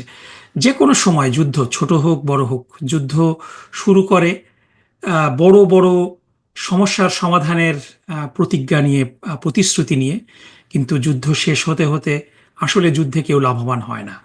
যুদ্ধে সবসময় হিউম্যানিটি, মানবতা সবসময় পরাজিত হয়। যুদ্ধ থেকে আলটিমেটলি শুধুমাত্র বেনিফিশিয়ারি হয় তারাই যারা মিলিটারি ইন্ডাস্ট্রিয়াল কমপ্লেক্সের সাথে জড়িত। তারা ছাড়া অন্য কেউ কিন্তু এই যুদ্ধ থেকে বেনিফিট নিতে পারে না। সুতরাং এই যুদ্ধে আমরা দেখেছি যে ডোনাল্ড ট্রাম্প কতটা এই যুদ্ধের ব্যাপারে তিনি আমরা যদি ডোনাল্ড ট্রাম্পের ট্র্যাক রেকর্ড দেখি যে তিনি কিন্তু দীর্ঘস্থায়ী যুদ্ধের পক্ষে কখনোই না। তিনি সেই ফার্স্ট গালফ ওয়ার থেকে শুরু করে ডব্লিউ বুশ জুনিয়রের গালফ ওয়ার এবং অন্যান্য সমস্ত যুদ্ধের ব্যাপারে কিন্তু তিনি একটা অবস্থান নিয়েছেন। দীর্ঘমেয়াদী যুদ্ধে তিনি পছন্দ করেন না। বাট এই ইরান আক্রমণে মনে হচ্ছে যে তার একটা মিসক্যালকুলেশন ছিল, স্পেশালি ভেনেজুয়েলাতে যে একেবারে সার্জিক্যাল অপারেশন সাকসেসফুল হয়েছে, মাদুরাকে একেবারে তার বাসা থেকে কিডন্যাপ করে নিয়ে আসা হয়েছে। তিনি হয়তো মনে করেছিলেন যে ইরানের সুপ্রিম লিডারকে মেরে ফেললে, টপ মিলিটারি ব্র্যাসকে মেরে ফেললে পরে যুদ্ধ অটোমেটিক্যালি ইরানকে একটা সাবমিশনের মধ্যে আনা যাবে। কিন্তু আমার মনে হয় যে এই হিসাবে কিছুটা তিনি মিসক্যালকুলেশন করেছেন। ইসরায়েল কিন্তু দীর্ঘ 30 বছর ধরে, আমরা যদি নেতানিয়াহুকে দেখি, তিনি যখন ইয়েলের স্টুডেন্ট ছিলেন তখন থেকেই কিন্তু তিনি ইরান হামলার ব্যাপারে যুক্তরাষ্ট্রকে প্ররোচিত করেছিলেন। রিপাবলিকান এবং ডেমোক্রেট দুটা সরকারই কিন্তু এই প্ররোচনাকে অ্যাভয়েড করেছে। কিন্তু এবার কি কারণে ডোনাল্ড ট্রাম্প এই হামলাটা করলেন, তিনি হয়তো মনে করেছিলেন যে it will B a quick thing. কিন্তু ইরান খুবই রেজিলিয়েন্ট এবং এটা একটা তাদের যেই হায়ারার্কিক্যাল অবস্থা, রেভলিউশনারি গার্ড থেকে শুরু করে তাদের যে গার্ডিয়ান কাউন্সিল, এখানে তাদের ফিগার হেড ডেফিনেটলি মারা গেলে এটা ইটস এ ব্লো, কিন্তু it will not make them surrender. এবং ইরান হলো একটা প্রাউড নেশন এবং একটা দেশকে basically boot on the ground করে ইনভেড করা, ভিয়েতনাম, আফগানিস্তান থেকে শুরু করে সারা বিশ্বে আমরা দেখেছি, ইভেন কিউবার মতো ছোট্ট একটা দেশ, সেখানেও আমরা দেখেছি যে কিউবান মিসাইল ক্রাইসিসের সময় it's not easy. Aerial bombing করে স্থাপনা শেষ করে দেওয়া যায়। যদি লিবিয়ার মতো গাদ্দাফি একজন ফিগার হেড, তার কোনো সাকসেশন ছিল না, ইরাকে সাদ্দাম হোসেনকে মেরে ফেলে ইরাককে ডিসমেন্টেল করা গিয়েছে, কিন্তু ইরানের স্ট্রাকচারটা এরকম না। They have a deep understanding এবং দীর্ঘদিন ইরান যুদ্ধ থেকে শুরু করে স্যাংশনের মধ্যে তারা সার্ভাইভ করতে জানে। ইরানের জন্য it's a matter of survival এবং আমার মনে হয় না যে তারা খুব সহজেই সারেন্ডার করবে। বাট আমি মনে করি যে যেহেতু যুদ্ধ কন্টিনিউ করা দুই পক্ষের জন্যই ক্ষতিকর, আমি বিশ্বাস করি যে দুই পক্ষই নমনীয় হবেন এবং একটা সমাধানে সবাই উপনীত হবেন। কারণ at the end of the day এই যুদ্ধের কারণে যে ক্ষয়ক্ষতি হচ্ছে, we will all B the victim of that. আমাদের সবারই সাফার করতে হবে। তেলের দাম অলরেডি আকাশচুম্বী হয়ে গিয়েছে, এটার একটা প্রভাব গ্রোসারিতে অলরেডি পড়ছে এবং এটার প্রভাব আমরা আরও ব্যাপকভাবে ফিল করব। আমরা দেখেছি যে স্টক মার্কেট, স্পেশালি S&P 500 আজকে স্মরণকালের, আমরা যদি দেখি যে গত বছরের নভেম্বরের 20 তারিখের পরে আজকে ছিল ওয়ার্স্ট পারফরমেন্স। সো এখানে সবাই ক্ষতিগ্রস্ত হচ্ছে। আমি আশা করব যে আমরা এই ক্ষতি থেকে খুব শীঘ্রই উত্তরণ পেতে পারবো। Thank you so much, thank you professor Nakibur Rahman. But একটা প্রশ্ন করতে চাই ছোটো করে, যে সংক্ষেপে জানতে পারি যে এই যে আপনার আয়ের সাথে ব্যয়ের অসঙ্গতি যেটা হয়েছে, আপনার যেমন ধরেন আমি আমার ইনকাম হচ্ছে $25,000 পার ইয়ার, এবং আমার আয়ের সাথে ব্যয়ের একটা সঙ্গতি তেলের দামের সাথে বাজারের গ্রোসারির সাথে মিল আছে, এবং গ্রোসারি অলওয়েজ সাডেন যখন 15-20% উপরে উঠে যায়, তখন আমি কিন্তু আমার কিন্তু মানে খুব ততই বছর অবস্থা হয়। এই অবস্থায় হোয়াট ইজ ইয়ার সাজেশন? আমরা কীভাবে যারা সার্ভাইভ করতে চায়, সার্ভাইভাল ইস্যু যাদের, তাদের ব্যাপারে do you have any suggestion? না, এটা আসলে খুব কঠিন। যখন মানে এখানে সার্ভাইভালটা তো ব্যক্তিগত সার্ভাইভাল, সোসাইটির সার্ভাইভাল, কালেকটিভ সার্ভাইভালেরও এখানে বিষয় আছে। সো খুব সিম্পল আমি একটা উদাহরণ দিই, যে ধরেন আপনার এখন তেলের দাম, আমি জানি না নিউ ইয়র্কে কত, আমাদের নর্থ ক্যারোলাইনাতে ইরানের যুদ্ধ শুরু হওয়ার আগে, সো আমি অনেক দিনই তেল নেই না, কারণ আমি ইলেকট্রিক গাড়ি চালাই। সুতরাং মানে আমি অত বেশি অনেকের মতোই সাফার হয়তো করছি না ডাইরেক্টলি, কিন্তু গ্রোসারির মূল্য বৃদ্ধি হবে। তারপরেও আমি আমার মেয়ের জন্য কয়েকদিন আগে তেল নিতে গেলাম, যেখানে আমাদের $2.37 ছিল পার গ্যালন, সেটা অলমোস্ট $4 ছুঁই করছে আজকে। Yep. এবং ক্রুড অয়েলের দাম যেভাবে বাড়ছে, রেকর্ড পরিমাণ বাড়ছে, এটা খুব অল্প কয়েকদিনের মধ্যে একটা সমাধান না হলে পরে এটা $5 কাছাকাছি চলে যাবে, অলমোস্ট দ্বিগুণ হয়ে যাবে। সো যারা কাজে যায় এবং মানে আমরা যারা মফস্বলে থাকি, সাবারবান এরিয়াতে থাকি, আমাদের ড্রাইভ করা ছাড়া কোনো উপায় নেই, হেঁটে যাওয়ার কোনো উপায় নেই, বাইসাইকেল চালিয়ে যাওয়ার কোনো উপায় নাই। অ্যাটলিস্ট 15-20 মাইল 30 মাইল ড্রাইভ করে আমাদের অনেকেই কিন্তু কাজে যায়। সো আপনি ইচ্ছা করলেই কিন্তু সাশ্রয় করতে পারবেন না। এখন যেটা আপনি একটু ক্রিয়েটিভ হতে পারেন, যে আপনি কারপুল করতে পারেন, 3-4 জন কলিগ যারা কাছাকাছি থাকেন তারা একটা গাড়ি নিয়ে যেতে পারে, এটাতে সাময়িক সাশ্রয় হতে পারে। কিন্তু ইট উইল ক্যাচ আপ, আপনার উপায় নেই। আপনার যেখানে মাসে আপনার তেলের জন্য আপনার $150 খরচ করতে হতো, এখন এটা দ্বিগুণ হয়ে যাবে, $300 হয়ে যাবে। এবং আমি শুরুতেই যেটা বলেছিলাম, যে তেলের মূল্যের সাথে, জ্বালানির সাথে, সমস্ত কিছুর, যদিও এটা আমি বলছিলাম যে শসা উৎপাদন করতে কিংবা আলু উৎপাদন করতে তেল লাগে না, কিন্তু আপনার আলু এক জায়গা থেকে পয়েন্ট এ থেকে বিতে আপনার ট্রান্সপোর্টেশন করতে তেল লাগে। সুতরাং এই এই এই রিফ্লেকশনটা আপনি কিছুদিনের মধ্যেই আপনি গ্রোসারি স্টোরগুলোতে দেখবেন যে সব কিছুর দাম বেড়ে যাচ্ছে। এবং ইট ওয়াজ কোভিডের পরে কিন্তু inflation was a real problem for President Joe Biden, এবং এটা কিন্তু বহুত কষ্ট করে ফেডারেল রিজার্ভ এটাকে কন্টেইন করেছে। এবং যখন ইনফ্লেশনটা আবার বাড়ার দিকে যাবে, তখন কিন্তু ফেডারেল রিজার্ভ বাধ্য হবে ইন্টারেস্ট রেটটা বাড়াতে। এবং ফেডারেল রিজার্ভ যখন ইন্টারেস্ট রেট বাড়াবে, তখন আপনার গাড়ি কিনতে গেলে আপনার ইন্টারেস্টের হার বেড়ে যাবে, আপনি বাড়ি কিনতে পারবেন না, কারণ বাড়ির ইন্টারেস্ট বেড়ে যাবে, সব কিছুর মধ্যে কিন্তু ইন্টারেস্ট রেট বেড়ে যাবে। সো এটা একটা ব্যবসার মধ্যে প্রভাব ফেলবে।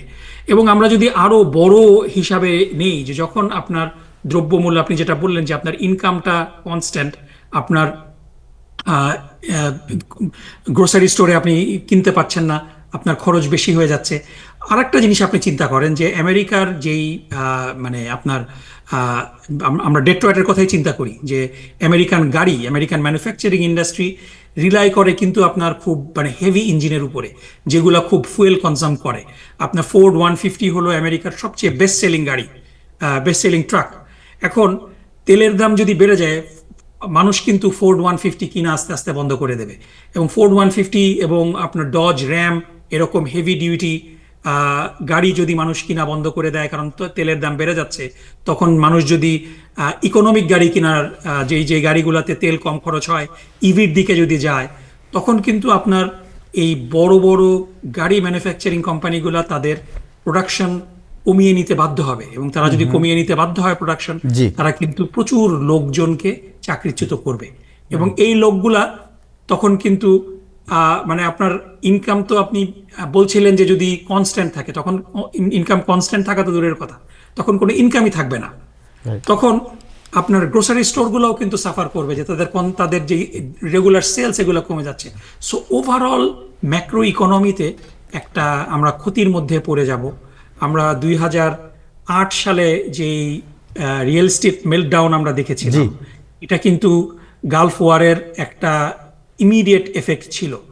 সো আমি মনে করি যে যদি দীর্ঘস্থায়ী যুদ্ধ হয়, there will be another meltdown like that.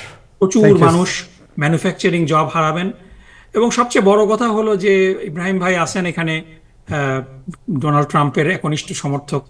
আহ, আমি আহ, ইব্রাহিম ভাই সহ অন্য যারা রিপাবলিকান পার্টিকে নির্বাচিত করেছে তারা কিন্তু ডোনাল্ড ট্রাম্পকে ভোট দিয়েছে এই কারণে যে তিনি যুদ্ধ বন্ধ করবেন, নতুন করে যুদ্ধ শুরু করবেন।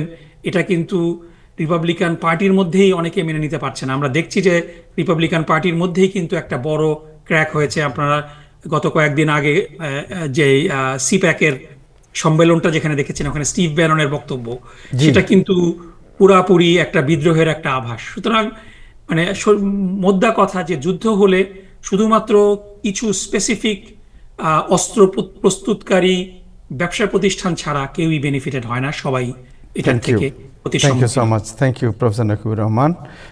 ইব্রাহিম সিদ্দিক, আপনার সাথে কথা বলবো একটু পরে। ওই যে ডিপ স্টেট নিয়ে, ডিপ স্টেট নিয়ে অনেক কথা হচ্ছে আমার ইদানিং। সাথে কথা বলা মানে এটা কি 10টার পরে, মানে আপনার অনুষ্ঠান শেষ না না হইলে? না, আমি 10টার এটাই পরে তো না, আমি ডিপ স্টেট, এইটাই তো ডিপ স্টেট। এই ডিপ স্টেটের সংজ্ঞাটা আছে পরে বলবো, আপনি বলেন। ঠিক আছে, না আমি বলছি বলেন, ঠিক আছে। আমাদের শ্রদ্ধা মিজানুর রহমান ভাইয়া বসে ও আছেন, মিজান ভাই আছেন এখানে, মানে উকিলদের মানে আমি সাংঘাতিক ভয় করি। আগে মিজান ভাইরে হাঁটতে দেন, পরে আমি জি। যাব। মিজান ভাই উনি আছেন এবং উনি আমি একটা বলে ইতিমধ্যেই করেছি যে ওনাকে একটা আলোচনায় আনার কথা ছিল ওই যে ভ্যালেন্টাইন ডে উপলক্ষে। ওই দিনে আমি ভুলে গেছি, ওই দিনই ভুলে গেছি, আমার মনেই ছিল না। ভ্যালেন্টাইন ডে মিজান ভাই কি করবে সেখানে? তো প্রেম ভালোবাসা, এই উকিলরা কি নিজেদের পেশা রেখে এখন এখন এই প্রেম ভালোবাসায় যাবে নাকি? না, এটা উনি গতবার অবশ্য খুব সুন্দর করে বলেছিলেন যে আপনারা কীভাবে সংযত আচরণ করবেন, যে কারোর সাথে আপনার যখন আপনি ঘনিষ্ঠ হবেন তখন হাত হঠাৎ করে যাতে জাবড়িয়ে না ধরেন, মানে সব কিছুর মধ্যে একটা পরিশীলতা থাকা ভালো। এই অনেক পরামর্শ তিনি দিয়েছিলেন, এইবারে মনে করেছিলাম যে ওনার পরামর্শ উনি দিবেন সবাইকে, কিন্তু যাই হোক ভুলে গেছি ওই দিনের কথা। মিজান ভাই আপনার কাছে যাই।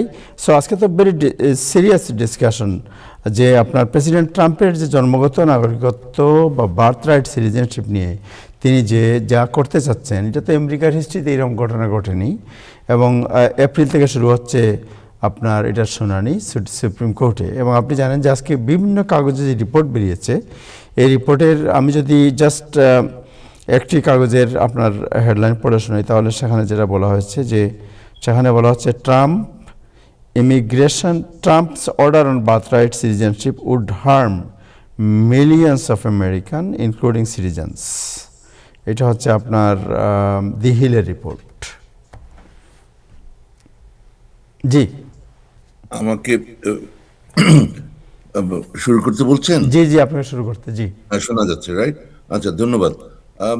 তার আগে আমি একটু বলে নেই, এখানে প্রফেসর নকিবুর রহমান সাহেব এতক্ষণ যা কথা বললেন তাতে ওনাকে শুধু ইকোনমিস্ট মনে হলো না, ওই যে আপনার ডাক্তার যেরকম বলে, জনগণের ডাক্তার যেরকম বলে, উনি ব্যাপারটাকে ওই যে গ্রোসারি স্টোরে নিয়ে গেলেন, যেহেতু মানে জনগণের ইকোনমিস্ট যে ব্যাপারটা খুব সহজ করে। কারণ ওই যে রবীন্দ্রনাথ বা অন্যরা অনেক সময় একটা কথা বলেছেন, গুণীরা, যে সহজ কথা সহজ করে বলা সহজ নয়।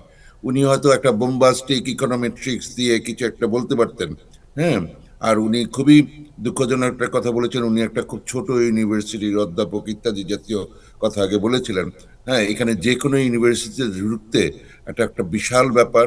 আমাদের একটা সম্মানিত উনি মানুষ, আমি আর কিছু বললাম না। কিন্তু যেটা বলতে চাচ্ছি, উনি জনগণের অর্থনীতিবিদ হিসাবে কথা বললেন। আরেকটা কথা খেয়াল করেছেন, এটা একটু প্রেম ভালোবাসায় আসে, যে এখানে কেউই লাভবান হবে না, সবাই ক্ষতিগ্রস্ত হবে।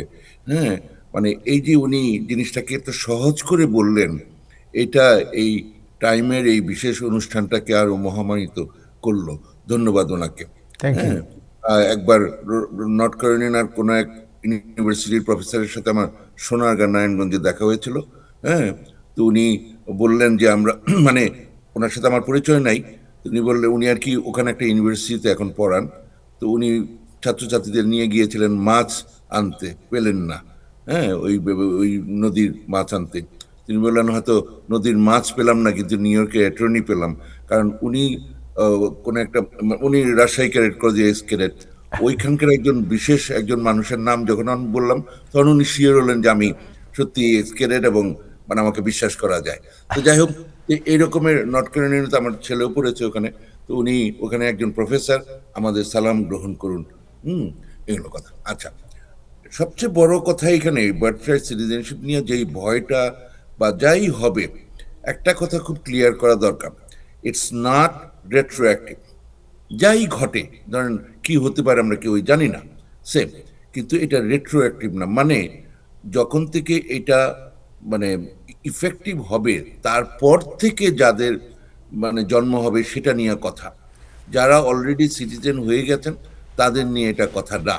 হ্যাঁ, সুতরাং এই ব্যাপারটা খুব ক্লিয়ার হওয়া দরকার, যাতে করে অনেকেরই এই যে ব্যাপারটা যে একটা ভয়, একটা সংশয় বা একটা কি ব্যাপার হবে, ওটা যেন না থাকে।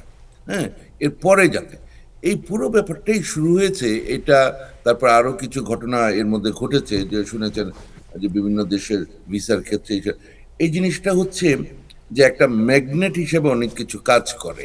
হ্যাঁ, আমরা ছোটবেলা থেকেই শুনেছি তারা অত্যন্ত বড় লোক, তারা বিদেশে ছাড়া সন্তান জন্ম দেয় না, ইত্যাদি ইত্যাদি। এগুলার সাথে অন্য আরো কিছু জড়িত আছে, সেগুলা বড় হয়ে বুঝতে পারলাম বা অনেক কিছু, যাই হোক। তো এখন কথাটা হচ্ছে যে আম, মানে যাতে করে এখানে আসার যে অন্য ধরনের একটা লোভ, যেই ব্যাপারটা, সেই জিনিসটাকে বন্ধ করার একটা চেষ্টা, একটা পলিসি এখানে চলছে। হ্যাঁ, যেমন আপনার এখানে এসে গ্রিন কার্ড হলেই ফ্রি অনেক কিছু পাওয়া যায়, এই যে ব্যাপারটা, যার কারণে এমন একটা অবস্থা হয়েছে বা বাংলাদেশের যারা মানে বিভিন্নভাবে এখানে আসতে চান, যাতে করে এগুলো বন্ধ করার জন্য এখন পুরা মানে যেই কনসুলার প্রসেসিং এর মাধ্যমে যে গ্রিন কার্ড, এই পুরো ব্যাপারটা এখন হোল্ড করে রেখেছে। ঠিক তেমনি ভাবে এই জাতীয় চিন্তা থেকেই এই জিনিসটা করা হয়েছে, যে এখানে আসলো যে কোনোভাবেই হোক, এসে যদি এরকমের কারো জন্ম হয় সে সিটিজেন, তারপরে 21 বছর পার হলে সে করে নিয়ে আসলো, এই যে একটা সাইকেল, এই ব্যাপারটাকে বন্ধ করতে চাচ্ছে। যাই হোক, তো এখন কথা হচ্ছে এইটা 14 অ্যামেন্ডমেন্টের একটা ধারার মানে উপধারার অধীনে এই জিনিসটা সম্ভব, যে এখানে যারাই জন্মগ্রহণ করবে তারা এখানে সিটিজেন হবে, ডাজেন্ট ম্যাটার তাদের বাবা মায়ের কি ইমিগ্রেশন স্ট্যাটাস। তারপরে 1898-তে সুপ্রিম কোর্টের একটা কেসের মাধ্যমে একটা চাইনিজ ডিসেন্ট একটা মানুষ, যিনি এখানে জন্মগ্রহণ করেছিলেন, তাদের ওই কেসের মাধ্যমে সুপ্রিম কোর্ট রায় দিল যে হ্যাঁ, যে এখানে জন্মগ্রহণ করলে এখানে সিটিজেন হবে। এইভাবে করে এই জিনিসটা চলে আসছে। তা এখন 14 অ্যামেন্ডমেন্টের ওই ধারাটাকে তারা চ্যালেঞ্জ করতেছে, যে ইন্টারপ্রিটেশনটা এখানে ভুল দেয়া আছে। তো ইচ্ছা করলে সুপ্রিম কোর্ট এটা চেঞ্জ করতে পারে। এখন করবে কি না, আমি এই যে হাইপোথেটিক্যাল ব্যাপারটা, এটার মধ্যে আমি খুব একটা মানে যেতে চাচ্ছি না এখানে, যে এটার বিভিন্ন ধরনের ইন্টারপ্রিটেশনটা আছে। হ্যাঁ, দেখা যাক যখন আর্গুমেন্টটা শুরু হবে ওখানে কি ধরনের আর্গুমেন্টটা হয়। এখানে আজকে আপনি যেই কথাটা বললেন, যেই নিউজ পেপার আর্টিকেল যেটার কথা বললেন, এখানে পলিসি বেসড কিছু কথাবার্তা বলা হয়েছে।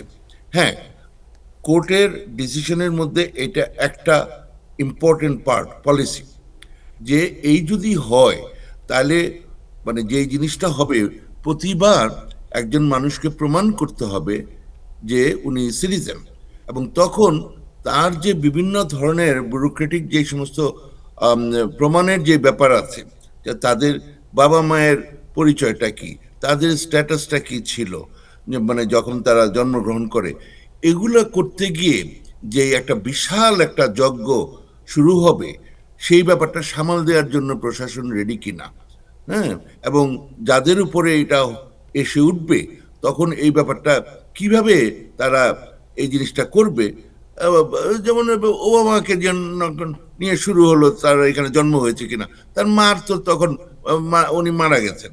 হ্যাঁ, মানে এটা নিয়ে যে এখন কিভাবে কি করবে, মানে এটা একটা বিশাল তো এই যে মানে এই জিনিসটা যদি হয়, একটা তো হচ্ছে হওয়া উচিত কিনা, আর দুই হচ্ছে যদি এটা হয় তখন মানে এইটার ফলে যে একটা কেওয়াস সৃষ্টি হবে, কেওয়াস, এইটা সামাল দেওয়ার জন্য আমেরিকান গভর্নমেন্ট এবং মানে ফেডারেল এবং state and other local government ready কিনা, সেটা একটা বড় ভাবার বিষয়।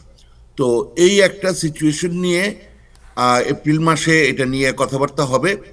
তো আমরা আশা করি যে মানুষের মধ্যে শুভবুদ্ধির মানে উদয় হবে। এবং যে সুপ্রিম কোর্ট যখন রায়টা দিবে, এটা একটা হচ্ছে যেই তাদেরই একটা রায় আছে এই ব্যাপারে, যেই সেই 1898 সাল থেকে, সেখান থেকে যেন তারা এমন কিছু, জাস্ট বিকজ ট্রাম্প সাহেব চাচ্ছেন, বা জাস্ট বিকজ তারা ট্রাম্পের মাধ্যমে নমিনেটেড হয়েছেন, তাদের আমলে বিচারপতি হয়েছেন, সেগুলা চিন্তা না করে, যে এইটার যে একটা হচ্ছে যে 14 অ্যামেন্ডমেন্টের মাধ্যমে এই যে ইন্টারপ্রিটেশনটা করা হয়েছে, এবং তাদের যে নিজস্বই রায় আছে, সেটাকে ডিস্টার্ব করা ঠিক হবে না। এই ব্যাপারটা তারা যতক্ষণ পর্যন্ত ওইভাবে চিন্তা করতে পারবে, ততক্ষণ পর্যন্ত এটার ক্ষতি হবে না, ভালো হবে। হুম। তো এই যে একটা ব্যাপার, এই হচ্ছে আপাতত এটা বলে আমি মনে করছি যে এখানে আমি শেষ করি। যখন এটার আর্গুমেন্টটা শুরু হবে, এক জি, জি। একজনের বক্তব্যের পরিপ্রেক্ষিতে আরো একটু কিছু কথাবার্তা বলা যাবে। ধন্যবাদ। Thank you so much, thank you, আপনাকে অনেক ধন্যবাদ, অনেক অনেক ধন্যবাদ আপনাকে, জনাব অ্যাটর্নি মীর মিজানুর রহমান।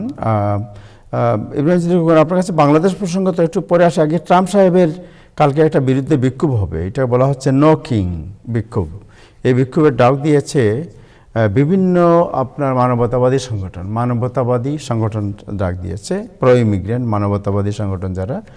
সো এতে মনে করা হচ্ছে কালকে নিউ ইয়র্ক সিটি অচল হয়ে যেতে পারে। আমার মনে আছে যে ট্রাম্প সাহেব যখন প্রথম ইলেকশনে পাশ করলেন, পরের দিনই ওমেন মার্চ যেটা হয়েছিল, সেই ওমেন মার্চে আমি নিজেও উপস্থিত ছিলাম, সেখানে দেখতে গিয়েছিলাম, এবং আমার কাছে মনে হচ্ছিল হাজার হাজার মানুষ আবেগে কান্নায় ভেঙে পড়েছিল সেই দৃশ্য দেখে, যে লক্ষ মানুষ সেদিন রাস্তায় নেমে এসেছিল ট্রাম্পের বিরুদ্ধে, এবং সেই যে অভূতপূর্ব দৃশ্য এবং যে আবেগ, সেটা আসলেই চোখে পড়ার মতো ছিল ওই দিন। এবং কালকে কী হবে আমি জানি না। সো আমার সাথে আছেন কাজী ফৌজি, উনি হয়তো বলতে পারবেন যে কালকে কি হবে। নো কিং, যেমন আমি দেখছি ইভেন বাসার ছোটো ছোটো বাচ্চারা পর্যন্ত যখন রাগ করে বলে, they are we living in a society which is a democratic society, when we hear there is a king ruling this country, তখন আমাদের নিজেদের কাছে নিজেকে ছোটো মনে হয়। এটা ইব্রাহিম সিদ্দিক নিজেও শুনেছেন, একটি 10 বছরের শিশুর সেই কথা, রাইট? সো আমরা আজকে শুনতে চাই কাজী ফৌজি, আপনি কীভাবে কালকে কি হবে এমনি খুব সংক্ষেপে শুনি, তারপরে আমরা জানা ইব্রাহিম সিদ্দিক কাছে যাব। আসসালামু আলাইকুম। ওয়ালাইকুম আসসালাম। নো কিং র্যালি আসলে শুরু হয়েছে এবার যখন ট্রাম্প ক্ষমতায় এসে ক্ষমতার অপব্যবহার করে যথাচ্ছার করে প্রমাণ করছে যে সে একজন কিং, আর কি কিং এর মতো আচরণ করছে, যেরকম রাজা কাউকে জিজ্ঞেস করতে হয় না, যা খুশি তাই করে পাওয়ার বলে, সেরকম একটা আচরণ করতেছে, যার জন্য মানুষ নাম দিয়েছে নো কিং, মানে রাজার মতো আচরণ করা যাবে না আর যথাচ্ছার করা যাবে না। সো এটা আসলে তৃতীয়তম নোকিং র্যালি, এর আগেও দুটো হয়ে গিয়েছে 2025-এ। আশা করা হচ্ছে এটা হবে একটা মেজর র্যালি, আর মেজর হওয়ার পিছনে কারণটা হলো এইবার মানুষ 3টা ইস্যুকে নিয়ে আসছে। 3টা ইস্যুর মধ্যে একটা হলো নো আইস, নো কিং আর নো ওয়ার, যেটা আপনার গ্লোবাল যে ওয়ারটা চলতেছে ইরানের সাথে, আপনি তো জানেন যে মানে যুদ্ধবিরতি। মেজর মেজর মেজর আমেরিকান মানুষ এটার বিরুদ্ধে, যুদ্ধবিরতির পক্ষে। সো এই জন্য এইবারকার র্যালিটা খুব বড় আকারে হচ্ছে এবং প্রটেস্টটাও বড় আকারের হচ্ছে। এটাতে শুধু নন প্রফিট অর্গানাইজেশন অথবা প্রো ইমিগ্রেন্ট অর্গানাইজেশন না, দ্য হোল আমেরিকার সমস্ত মানুষ রাস্তায় নেমে আসে। যে কোনো মানুষ যদি সে প্রতিবাদ করতে চায়, সে শুধু দেখে স্থানীয় কোথায় হচ্ছে। পুরো আমেরিকাতে কালকে প্রটেস্ট হবে, আর লোকাল নোকিং র্যালির বৃত্তান্ত দেয়া আছে অনলাইনে, যে যেখানে পারে সেখান থেকে জয়েন করবে।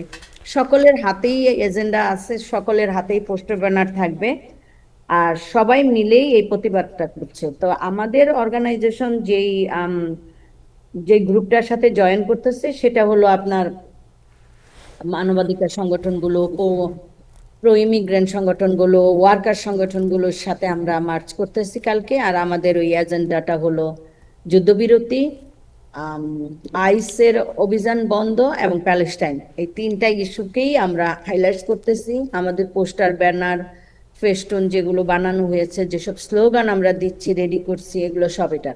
সো আমরা মার্চ করতেছি ওয়ার্কার রাইটস গ্রুপ আর ইমিগ্রেন্ট রাইটস গ্রুপের সাথে, বাট এটা আসলে পুরো আমেরিকাই মার্চ করবে, শিশু থেকে বৃদ্ধ, আবাল বৃদ্ধ বনিতা যেটা আপনারা বলেন বাংলায়, সকল মানুষ কালকে রাস্তায় নামবে এই প্রতিবাদে।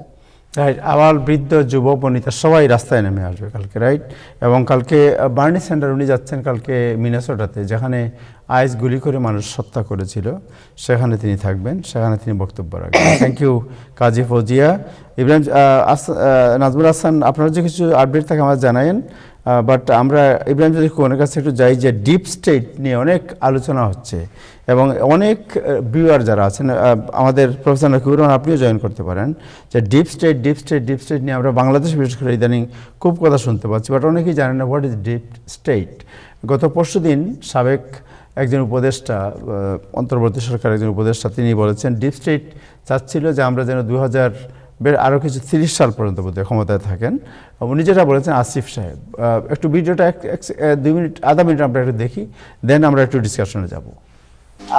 যেমন সাংবিধানিক ধারাবাহিকতা যদি রক্ষা করতে যাই তাহলে তো নির্বাচনটা 29 সালে হওয়ার কথা। এবং আমরা যখন সরকারের দায়িত্বে ছিলাম, শুরুর দিকে আমাদেরকে বিভিন্ন শক্তিশালী ইনস্টিটিউশন, শক্তিশালী যাদেরকে আসলে ডিপ স্টেট বলা হয়, তাদের থেকে আমাদেরকে অফার করা হয়েছিল যে আপনারা শেখ হাসিনার যে মেয়াদ আছে 2029 সাল পর্যন্ত, সেটা শেষ করেন, আপনারা শেষ করেন, আমরা আপনাদেরকে সহযোগিতা করি। তাদের সার্টেন কিছু শর্ত ছিল যে তাদেরকে কিছু কিছু জায়গায় ফ্যাসিলিটেট করা, এবং তারা পুরো রোডম্যাপও করে নিয়ে এসেছিল যে বিএনপি নেতাদের তো সাজা আছে, তো সাজা থাকলে সাধারণভাবে নির্বাচন দিলেও তারা নির্বাচন করতে পারবে না। তো তাদের সাজাগুলো ইয়ে না করে আদালতের মাধ্যমে এগুলো লেংদি করে, আপনারা তো জানেন সেটা কীভাবে করা যায়। আদালতের ডেট ঘুরিয়ে তারেক রহমানের নিজের নামেও সাজা ছিল, সে যদি সাজাপ্রাপ্ত অবস্থায় থাকতো নির্বাচন হলেও তিনি বাংলাদেশের নির্বাচন অংশগ্রহণ করতে পারতেন না।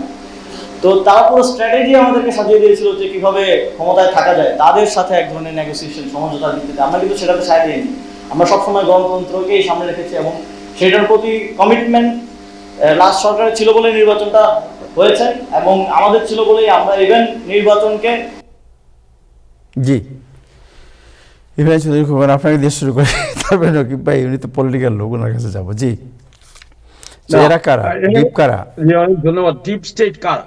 এটা ডিপ স্টেট বলতে কোনো, আমরা একটা দৃশ্যমান, প্রতিটি দেশের একটা দৃশ্যমান সরকার দেখি, আমরা দৃশ্যমান, আমরা যাদেরকে নির্বাচিত করি বা যারা ক্ষমতায় থাকেন, কিন্তু এর বাইরে মানে এর বাইরে একটা শক্তি একটা রাষ্ট্রযন্ত্রকে চালায়, একটা প্রতিষ্ঠানকে চালায়। সো এটার কোনো কাঠামো নাই, এটা একটা ভাবাদর্শগত একটা বিষয়। এবং আপনার মানে যেমন যুক্তরাষ্ট্রের ডিপ স্টেট আমরা যদি বলি, সেখানে আমরা জানি এখন প্রেসিডেন্ট ডোনাল্ড ট্রাম্প, কিন্তু এর ভিতরেও সেখানে নানান কম্পোনেন্ট, এফবিআই, সিআইএ, তাদের একটা কাঠামো আছে, কিন্তু এই কাঠামোর মতো ভিতরে একটা ভাবাদর্শগত একটা অদৃশ্য শক্তি রাষ্ট্রগুলো চালায়। এবং আমাদের দেশের বেলায় ডিপ স্টেট, যে ডিপ স্টেটের কারণে মানে এই ক্ষমতার পরিবর্তন গুলা হয়, এই যে উপদেষ্টা, সাবেক উপদেষ্টা বক্তব্য দিলেন, তিনিও তো একটা ডিপ স্টেটের একটা কার্যকারণে তাদের একটা তৎপরতার মাধ্যমে ক্ষমতায় এসেছিলেন। এবং এই ডিপ স্টেটটা যখন দেখেছে যে তাদের দিয়ে এই কাজটা ফয়সালা হবে না, তারা সেখান থেকে সরে এসেছে। ডিপ স্টেট এইভাবে, ডিপ স্টেট আবু তাহের সাহেব আপনার প্রতিষ্ঠানেও আছে, যেমন আপনি একটা মুখে বলেন আর ভিতরে ভিতরে আপনার একটা ভাবাদর্শগত, আপনার যে বিভিন্ন কম্পোনেন্ট কাজ করে, সেখানে ডোনাল্ড ট্রাম্পের বিরুদ্ধে বলা যাবে না বা পক্ষে বলা যাবে না, এই ধরনের বিষয়। তো ডিপ স্টেট একটা ভাবাদর্শগত একটা অদৃশ্য শক্তি, যে শক্তি একটা প্রতিষ্ঠান বা একটা রাষ্ট্রযন্ত্রকে চালায়, যারা অনেক সময় দৃশ্যমান নয়। এখন সজীব ভুইয়া বা সাবেক উপদেষ্টা যিনি বলেছেন, তিনি এই কম্পোনেন্ট গুলো, মানে আমরা মনে করতে পারি যে ডিজিএফআই সহ বিদেশি দূতাবাস, যারা এই সমস্ত, আপনার মনে আছে যখন মানে আমাদের দেশে মঈনুদ্দিন সরকার ক্ষমতায় আসেন, সেই সময় আপনি হারবার্ডে ছিলেন, সেখানে এই ডিপ স্টেটের একজন লোক কথা বলতেছিলেন আমাদের সাথে, পরে যাকে নিয়ে আমি এয়ারপোর্টে উঠাইয়া দিলাম, তিনি বাংলাদেশে গেলেন, তার মাধ্যমে যে কথাটা আমরা শুনছিলাম সেই স্ক্রিপ্ট অনুযায়ী বাংলাদেশ পরে চলতে শুরু করলো।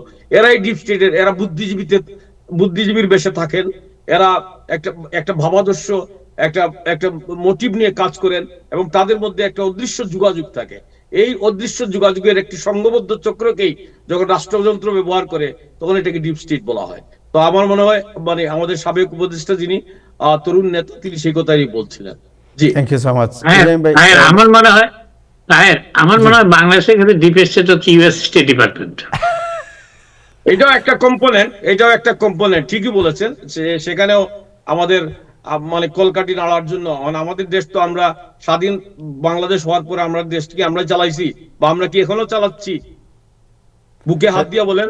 যে আমরা ডিপ তো স্টেট চালাচ্ছি। অনেকে অনেকে আমরা ডিপ স্টেট মানে জো হচ্ছে জো বাইডেনের লিসেন, জো বাইডেনের স্টেট ডিপার্টমেন্ট হচ্ছে ডিপ স্টেট, আর ট্রাম্পের স্টেট ডিপার্টমেন্ট হচ্ছে ডিপ স্টেট থেকে বাংলাদেশকে মানে যুক্তরাষ্ট্রের স্টেট ডিপার্টমেন্টকে বাংলাদেশ থেকে বের করে আনার যে চেষ্টাটা সেটা ট্রাম্প করেছেন, আর বাইডেন করেছেন ডিপ স্টেট ডিপার্টমেন্টের মাধ্যমে বাংলাদেশের সরকার পরিবর্তনের চেষ্টা।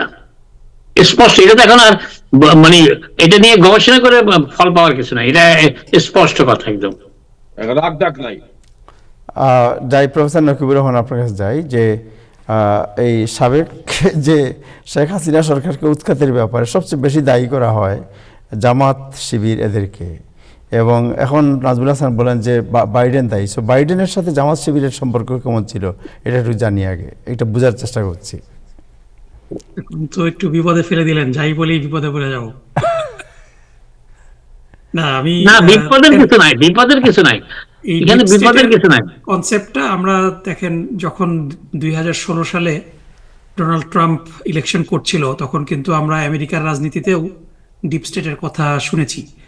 সো ডিপ স্টেটের যেই কনসেপ্টটা আসে এটা এটা অনেকটা কনস্পিরেসি ক্লেইমের মতো, যেটা কিছু কিছু জায়গায় সত্য হয় কিন্তু কিছু কিছু জায়গায় এটাকে আবার অতিরিক্ত গুরুত্ব দিয়ে দেওয়া হয়।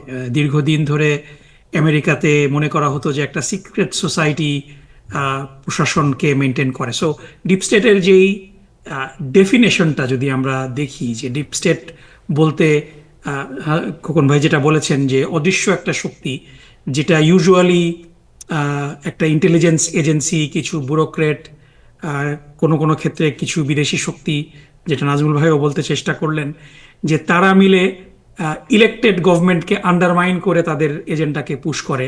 তারা they operate behind the scene, they pushes their own agenda and undermines elected leaders. So এরাই হলো মোটা দাগে ডিপ স্টেট।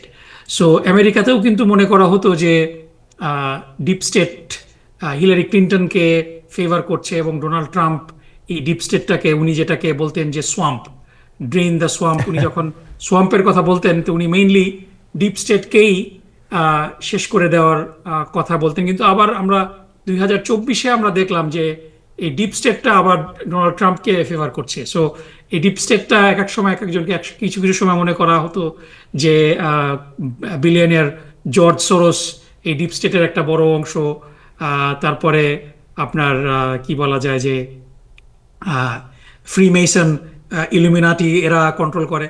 কিন্তু আমরা যদি হিস্টোরিক্যালি দেখি যে এই ডিপ স্টেটের কথাগুলো আসছে কিন্তু দুইটা দেশ থেকে, যে তুরস্ক এবং ইজিপ্ট, এই দুইটা দেশের যেই গোয়েন্দা সংস্থা, মিলিটারির গোয়েন্দা সংস্থা, তাদেরকে একটা মানে ওভারওয়েলমিং অথরিটি দিয়ে দেওয়া হতো এবং তারাই মূলত রাজনীতিকে নিয়ন্ত্রণ করত। সো অন্য অনেক জায়গায় এই ডিপ স্টেটটা একটা মানে অতি ধারণা, কনস্পিরেসি থিওরির মতো হলেও ইজিপ্ট, তুরস্ক এই দুইটা দেশে মানে রিয়েলি ডিপ স্টেট এক্সিস্ট করতো। এখন বাংলাদেশের ক্ষেত্রে যদি আমরা বলি যে ডেফিনেটলি বাংলাদেশের সমস্ত সিদ্ধান্ত রাজনৈতিক দল নেন এটা না, একটা অদৃশ্য শক্তি অবশ্যই আছে, এবং প্রাইমারিলি বাংলাদেশের সমস্ত ঘটনা অঘটনার জন্য মানে বাই ডিফল্ট দায়ী করা হয় ডিজিএফআইকে। ডিজিএফআই এর বাংলাদেশের রাজনীতিতে নাক গলানোর কোনো কথাই না, কিন্তু ডিজিএফআই তাদের সমস্ত রিসোর্স এনগেজ করে রাজনৈতিক দলগুলাকে ভাঙতে, রাজনৈতিক নেতৃবৃন্দকে ব্ল্যাকমেইল করতে। সো বাংলাদেশে যদি আমরা ডিপ স্টেট এর রেফারেন্সটা শুনি, এটা মূলত ডিজিএফআই এর সাথে ডেফিনেটলি আরও কিছু ব্যুরোক্রেট জড়িত থাকে, আরও কিছু বিদেশি সংস্থা জড়িত থাকে। ইউএসএআইডি বাংলাদেশে সহ তৃতীয় বিশ্বের বিভিন্ন দেশে যে এইডগুলা দিত, মনে করার কোনো কারণ নাই যে এটা বিনা স্বার্থে তারা মানে আখেরাতে কোনো সোয়াব পাওয়ার উদ্দেশ্যে দিচ্ছে। এটার একটা ডেফিনিট জামাতের মতো। এবং এরাও মানে এই যে ডিপ স্টেটকে ভরণ পোষণ করা, কারণ ডিপ স্টেটকে পালতে তো খরচ হয়। সো এটাও একটা ব্যাপার আছে। সো আসিফ মোহাম্মদ সজীব ভুঁইয়ার কথা আমি খুব মানে আই ডোন্ট মানে এই আসিফ এবং মাহফুজ এই দুইজনের আমি জানি না যে তাদের বাইপোলার টেন্ডেন্সি আছে কিনা, মানে এরা এক এক সময় এক এক কথা বলে। সো এদের কথার উপরে খুব বেশি গুরুত্ব দিয়ে লাভ নেই। এরা যতদিন উপদেষ্টার দায়িত্ব পালন করেছেন, দে ট্রিমেন্ডাসলি ফেইল্ড। এবং মানে এই আহ, এই অভ্যুত্থানের যে স্পিরিট, এটাকে সমুন্নত রাখা যায়নি এই দুজনের স্বেচ্ছাচারিতা, দুর্নীতি এবং অনেক অন্যান্য কারণে। সুতরাং সে কি বললো না বললো, ডেফিনেটলি বাংলাদেশে ডিপ স্টেটের একটা তো ভূমিকা আছে। এবং বাংলাদেশে ইন্টারেস্টিং হলো যে ডিপ স্টেটের কয়েকটা কেবলা আছে বাংলাদেশে, মানে একটা ভারত কেন্দ্রিক কেবলা, একটা আমেরিকা কেন্দ্রিক কেবলা, সো অনেক রকম, আবার চায়না কেন্দ্রিক একটা বলয়ও তৈরি হয়েছে। সো বাংলাদেশের জন্য ডিপ স্টেট একটু কমপ্লিকেটেড, যে এখানে এদের অ্যাক্সিস অনেকগুলা জায়গায়, বাট ডেফিনেটলি কিছু প্রভাবশালী ব্যক্তি এবং একটা গোষ্ঠী বাংলাদেশে আছে। এবং সেদিক থেকে সেই কারণে নির্বাচন আমরা জনাব ডক্টর মোহাম্মদ ইউনূস সাহেব তার যথেষ্ট সদিচ্ছা এবং তিনি নিরপেক্ষ ভূমিকা পালন করলেও নির্বাচনটা কিন্তু মানে শান্তিপূর্ণভাবে সম্পন্ন হলেও মানে এই ডিজিএফআই এর ভূমিকার কারণে এবং নির্বাচন কমিশন, মিডিয়ার ভূমিকার কারণে অনেকগুলা আসনের ফলাফলই কিন্তু প্রশ্নবিদ্ধ হয়েছে। সো এটাও একটা ডিপ স্টেটের কানেকশন। সো এগেন আমরা এই ইনফ্লুয়েন্সটাকে ডেফিনেটলি আমরা অনেক সময় কনস্পিরেসি থিওরিতে বিশ্বাস করে এদেরকে একেবারে দেবতার জায়গায় অসীন করে ফেলি। বিষয়টা এরকম না। ডিপ স্টেটের সমস্ত ইচ্ছার আমরা সরাসরি প্রতিফলন দেখি না। Deep state also has its limitation. At the end of the day জনগণই ডিপ স্টেটের সমস্ত ষড়যন্ত্র ইতিপূর্বেও কয়েকবার ভেঙে দিয়েছে, ভবিষ্যতেও ভেঙে দেবে। সুতরাং এটা নিয়ে খুব ওয়ারিড হওয়ার কিছু নেই। এবং একটা নির্বাচনে জয়লাভ করার যে এটা it's a total package. So এই ডিপ স্টেট কিংবা অন্য সমস্ত ষড়যন্ত্রকে মোকাবেলা করতে পারাটাও নির্বাচনে জয়লাভ করার একটা যোগ্যতা। সো এই যোগ্যতাটা যতদিন কেউ অর্জন করতে পারবে না, ততদিন পর্যন্ত তাদেরকে ধৈর্য ধরতে হবে। Thank you so much. So Ibrahim Jalil Khokon, doctor Khalilur Rahman যিনি পররাষ্ট্রমন্ত্রী এবং রেজওয়ানা হাসান, ওনারা কি ডিপ স্টেটের পার্ট নাকি? যে হোয়াট ডু ইউ থিংক, আপনি যে সংজ্ঞা আপনি আলোচনা করলেন তাতে কি ওনারা কি ডিপ স্টেট? এখন আপনি যদি আমি জিজ্ঞেস করি যে আমি জাস্ট স্ট্রেট প্রশ্ন করছি আপনাকে। আমি তো জানি না, আপনি স্ট্রেট উত্তর দেন, ইয়েস নো বলে দেন। আমি তো এটা উত্তর জানি না। আমাকে যদি কেউ জিজ্ঞেস করে আবু তাহের সাহেব ডিপ স্টেটের মানে প্রতিনিধিত্ব করেন কিনা, আপনি এখানে যেভাবে আসছেন, নকিবুর রহমানের দিয়ে বক্তৃতা দেওয়ান, যেভাবে মানে এই আমাদের ফৌজিয়া পারে দিয়ে কথা বলান, আপনার কথাটাকে ডিরেক্ট করে কোনো কিছু অর্জন করতে চান কিনা, মানে যে কেউ বলতে পারে। আমরা উত্তর, এগুলোর সঠিক উত্তর জানি না। জানি না। না, যেটা আমি বলছি, আপনার কি মনে হয়? আপনি তো অ্যানালাইসিস করতে পারেন, আপনি সাংবাদিক। সো ডিপ স্টেটের যে সংজ্ঞা আপনি নিজেই বললেন, এই সংজ্ঞা অনুযায়ী ওনাদের কি ডিপ স্টেটের পার্ট বলা যায়? সাংবাদিক হিসাবে আবু তাহের সাহেব, আপনার কাছে অকাট্য প্রমাণ না থাকলে আপনি যেমন বলতে পারেন না, আমি মনে করি আমার কাছে অকাট্য প্রমাণ না থাকলে আমি ডক্টর নকিবুর রহমানকে বলতে পারবো না তিনিও ডিপ স্টেটের প্রতিনিধিত্ব করেন। আচ্ছা আচ্ছা, কাজী ফৌজিয়া, এনি কমেন্ট? ডিপ স্টেটের মধ্যে আপনি আছেন কিনা? দেখেন, আমি মনে করি যেটা একটু আগে কে বললো, নাজমুল ভাই বললো, আসলে যদি বাংলাদেশের ক্ষেত্রে ডিপ স্টেট বলেন, আর যেটা নাকিব ভাই বললেন যে বাংলাদেশের ক্যাবলা অনেক, সো ডিপ স্টেট বলতে আমার মতে ওই যে ইন্ডিয়া বলে না, ইন্ডিয়াপন্থী, চীনপন্থী, আমেরিকাপন্থী যেই মিনিস্ট্রিতে যেসব লোকজন আছে, ক্যাবিনেটে যারা আছে, এরাই আসলে ডিপ স্টেট। কারণ এরাই আসলে দেশটা চালায়, আর বাকিরা তো সব আমার মনে হয় যে দম দেওয়া পুতুল। সো আমার হিসাবে ডিপ স্টেট বলতে এইসব পন্থী লোকেরা যারা আছে, তো আসলে নির্বাচিত, সামটাইম নির্বাচিত না, আসলে তারা শোনে হলো আমেরিকা, চীন আর ইন্ডিয়ার কথা। সো আমার কাছে ক্লিয়ারলি এগুলোই হলো ডিপ স্টেটের লোকজন, এবং এরাই আসলে দেশ চালায়, এটাই ডিপ স্টেট, আর কোনো ডিপ স্টেট নাই। আর ওই যে বললেন আসিফ, এদেরকে আমি আসলে এখন আর, যে বলেন না দুই আনাদা বিশ্বাস করে, এদেরকে আমি দুই আনাদাও বিশ্বাস করি না। এগুলো ভালো ভালো কথা বলে, আর এক এক সময় এক একটা বলে জনগণকে বিভ্রান্ত করতে চাই। এইগুলো আসলে কিছুই পাঠ না। এগুলো কয়েকদিন পর পর একটা হই করে ডাক দিয়ে মফ করাইতে পারে। এখন একটা সময় এদের যেই ভ্যালুটা তৈরি হয়েছিল, এদের যেই একটা আদর্শিক জায়গা তৈরি হয়েছিল জনগণের মনে, সেটা আর এখন নাই। এগুলো তারা ক্যাবিনেটে গিয়ে ভেঙে ফেলছে। ক্যাবিনেটে গিয়ে তাদের যেসব কর্মকাণ্ড, যেসব কুকুত্তি, এগুলো জনগণ এখন মোটামুটি জানে। সো এদের কথার আসলে কোনো আমার মতে মূল্য নাই। আমি মনে এতে করে আমি বলতে মনে করি স্থূল মনে হয় আদর্শিক আমার জায়গা কাছে। থেকে ডিপ স্টেট ওই তিনটা ক্যাবলাই, তিন দিকে তিনটা ক্যাবলা। আগে যেরকম শুনতেন কমিউনিজমে রাশিয়াপন্থী, চীনপন্থী, বাংলাদেশে এখন এখন তিনপন্থী, কেউ আমেরিকাপন্থী, কেউ চীনপন্থী, কেউ ইন্ডিয়াপন্থী। তবে চীনের চেয়ে ইন্ডিয়া আর আমেরিকার জোরটা রাষ্ট্র চালানোর ক্ষেত্রে বেশি। চীন হয়তো বাণিজ্যিক দিক থেকে তার ফায়দার জায়গাটাকে মজবুত রাখে, কিন্তু দেশটাকে একদম নিজের মতন করে যে চালানোর যেই দক্ষতা ক্ষমতা দেখাইতে থাকে, এইটা একটু চীন কম দেখায়, ইন্ডিয়া আর আমেরিকা সেই ক্ষেত্রে বেশি দেখায়। এর চেয়ে বেশি মনে হয় বাংলাদেশে বসে কথা বলা ঠিক না। 27 তারপরে মিলিয়ন ডলার, যে ট্রাম্প সাহেব যে বলেছিলেন 27 মিলিয়ন ডলার একজনকে বাংলাদেশে দেওয়া হয়েছে আপনার বাংলাদেশের গণতান্ত্রিক সিস্টেম কি করার জন্য। ইব্রাহিম সাহেব মনে আছে আপনার যে ট্রাম্প জি, সাহেব জি। হ্যাঁ জি জি মনে আছে, এবং কারা কারা টাকা পয়সা পেয়েছিলেন এই নিয়ে তো আমরা কোথাও বললাম না, না, তো রেকর্ডও করলাম। ওই ডিপ স্টেট কই এখন? এগুলো আছে, আসলে এগুলো নানানভাবে এইভাবে কাজ করে, শুনেন এগুলা এইভাবে তো আর দীর্ঘস্থায়ী হয় না। জিনিস। আপনার ওই যে ক্লিন্টন ফাউন্ডেশন বাংলাদেশে সেই কবে থেকে কাজ করে, বিভিন্ন রকম ইনভেস্টমেন্ট তো বাংলাদেশ সহ সারা পৃথিবীর অনুন্নত দেশগুলাতে তারা ইনভেস্ট করেই রাখে তাদের মন মতো সরকার পরিবর্তনে। যেরকম ইরানে পারতেছে না দেখে যুদ্ধ লাগাই দিচ্ছে। সো আমেরিকাকে যদি বলেন যে 27 মিলিয়ন ডলার কারো হাতে দিচ্ছে, মোটেও তো তা না। এগুলার একটা বিরাট ইনভেস্টমেন্ট থাকে, যে ইনভেস্টমেন্টটা তারা দীর্ঘমেয়াদী করে রাখে।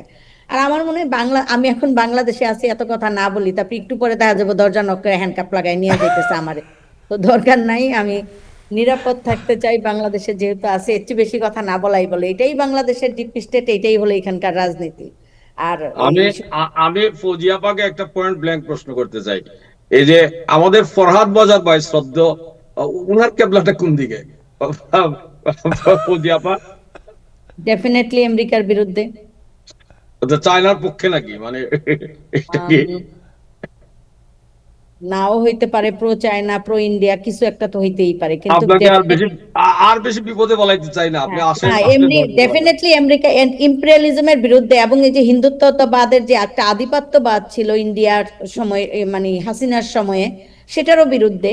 কারণ আমি হিন্দুত্ববাদ আর যেটা জায়নিজম, এন্টি ইম্পেরিয়ালিজম আর এন্টি হিন্দুত্ববাদ, এটা আপনি ফরহাদ মজার ভাইয়ের ক্ষেত্রে একদম চোখ বুজা লাগাই দিতে পারেন যে সেইগুলোর সবগুলার আমরা যদি বলি যে আমরা এন্টি হিন্দুত্ব, তার মানে এই না যে আমরা সব এন্টি ইন্ডিয়ান। একটা প্রতিবেশী বড় রাষ্ট্রের পাশে থেকে আপনি তার সাথে সারাক্ষণ খোঁচাখুচি করতে থাকবেন, তার সাথে সারাক্ষণ যুদ্ধ করবেন, এটা তো আপনি টিকতে পারবেন না। কিন্তু হিন্দুত্ববাদ, এন্টি জায়নিজম এবং এন্টি ইম্পেরিয়ালিজমের মধ্যে তো আমরা যারা মনে করি সোশ্যালিজম মানে কি বিশ্বাস করি, অথবা আমরা ডেমোক্রেট সোশ্যালিস্ট আমেরিকাতে, আমি ডেফিনেটলি এই তিন ক্রাইটেরিয়ার ভিতরে পড়ি, যে আমি এই তিনটার এন্টি। কিন্তু তার মানে না যে ইন্ডিয়ার ভালো মন্দ সবকিছুর ভিতরে গিয়ে আমি নাক গলায় এন্টি ইন্ডিয়ান সেন্টিমেন্ট কথা বলতে থাকবো। কিন্তু এন্টি হিন্দুত্ববাদ যেটা ওকে, আমি নকিবের একটু কথা শুনি, নকিবের একটু কথা শুনি। আমাদের এই মানে আপাও কোনো না কোনো ভাবে ডিপ স্টেটের অংশ, এটা নিজেই বললেন। নকিবের একটু কথা শুনি, উনি কোন ডিপ স্টেটে আছেন দেখি একটু। হ্যাঁ, আমি তো ভাই দেশে যেতে পারি না অনেকদিন, আমি কেমনে ডিপ স্টেটের মধ্যে থাকবো? আপনি তো এখান থেকে বসে আমি তো মনে হয় ডিপ স্টেটের বাইরে পড়ি। ওনারা আরো বেশি ডিপ স্টেট, কারণ ওনারা দেশে থাকে না, দেশের বাইরে যেই রাষ্ট্রটা থাকে ওই রাষ্ট্রই ডিপ স্টেটের অংশ। সুতরাং ওনাদের দল আবার এখন প্রধান বিরোধী দল, সুতরাং সবাই ডিপ স্টেট। চলে আলোচনা বন্ধ করে না, এখন আমাকে একটু যাইতে হবে, কারণ আমার মানুষজন অপেক্ষা করতেছে। ডক্টর নকিবুর রহমান দেশের না থেকেও গত আওয়ামী লীগ সরকারের পতনের জন্য আমেরিকা থেকে তিনি যে কাজ করেছেন, হিসাব তার কাছে না থাকলেও অন্য ডিপ স্টেটের কাছে আছে। তো দেশে যেতে হয় না, আপনারা বাইরে থেকে যে কাজগুলো করতে পারেন, এটাও একটা বড় কাজের অংশ। তো আর এখন আপনার দেশে যাওয়ার তো কোনো অসুবিধা তো দেখি না ডাক্তার নকিব। আপনি দেশে যান, দেশে গেলে যদি গ্রেপ্তার হন, বাংলাদেশের মানুষ বাংলাদেশে ফিরে যাবেন, আপনাকে কে আটকায়? Thank you so much, thank you Nakib ভাই। ফাইনাল কোনো কমেন্ট আছে কোনো বিষয়ে আপনার?